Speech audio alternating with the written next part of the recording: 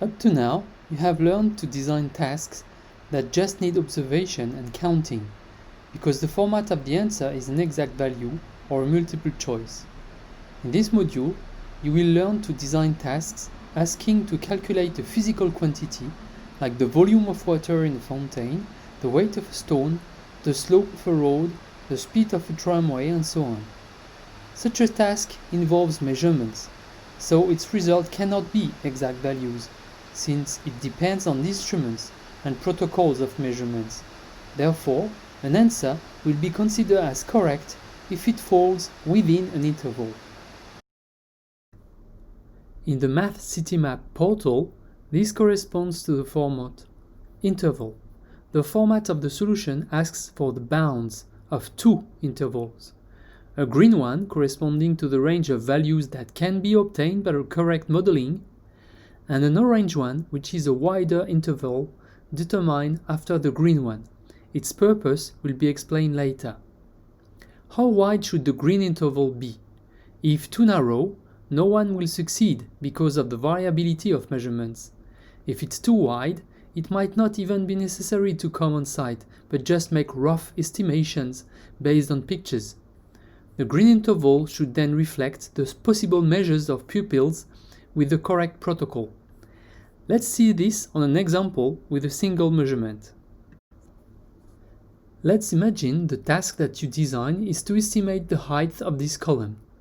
Since it appears to be made of repeated blocks that are quasi-identical, the idea is to measure the size of one block and to multiply it by the number of blocks. There are two main sources for the variability of the result: the instrument and the protocol.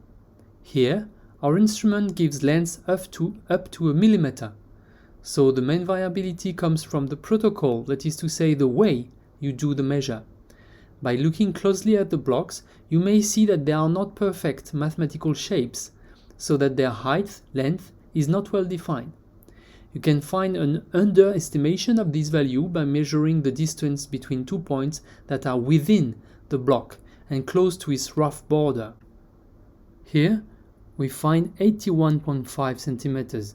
It is the minimum of our interval of variability for the measure, and you can find an overestimation of this value by measuring the distance between 2 points that are close to the rough border of the block but outside of it.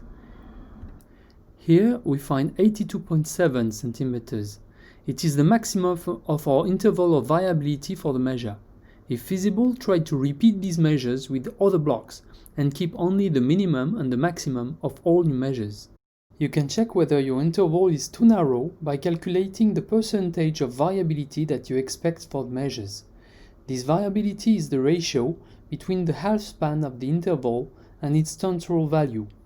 Half the span is the difference Lmax minus Lmin divided by 2, and the central value is the mean Lmax plus Lmin divided by 2. So the estimated variability is the ratio Lmax minus Lmin divided by Lmax plus Lmin.